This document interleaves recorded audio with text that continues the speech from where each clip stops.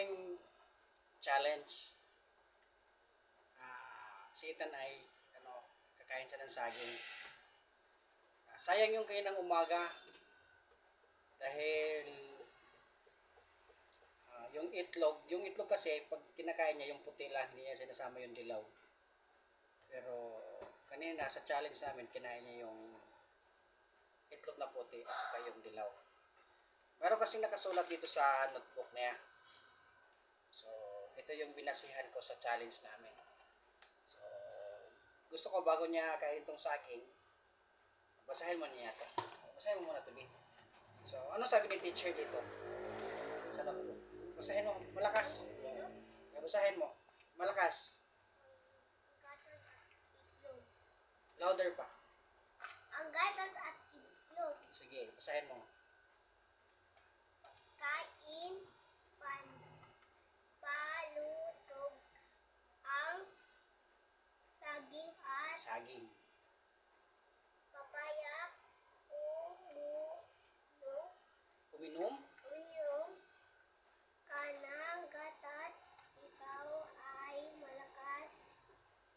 Kumain ka ng itlog, ikaw ay bibitlog. O, diba? So, ito yung binasihan ko sa challenge. Anong subject to? Filipino. Although kumakain, uminom na siya ng gatas. Pero tong saging at saka papaya ay hindi pa niya gustong kainin. Dahil sa takdang aralin, ay kailangan niyang kumain ng saging at saka papaya. Bukas papaya na naman ha. Okay? So, papakainin ko na siya ng saging. Kailangan kainin niya to. Bubuksan ko na. Okay? Kalahati o buo? Ito lang. Busin mo yan. Busin mo yan. Masarap? Ayos! Masarap daw.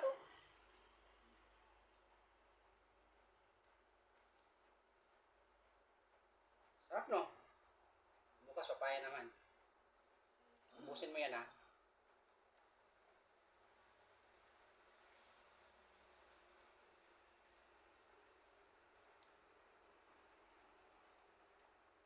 Sarap. Galing ah.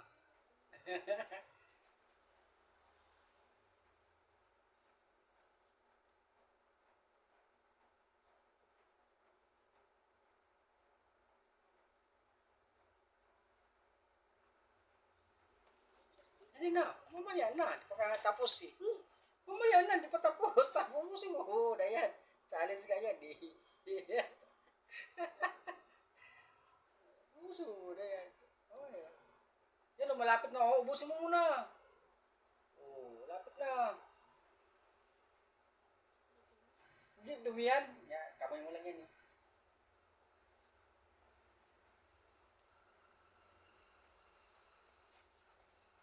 Ano?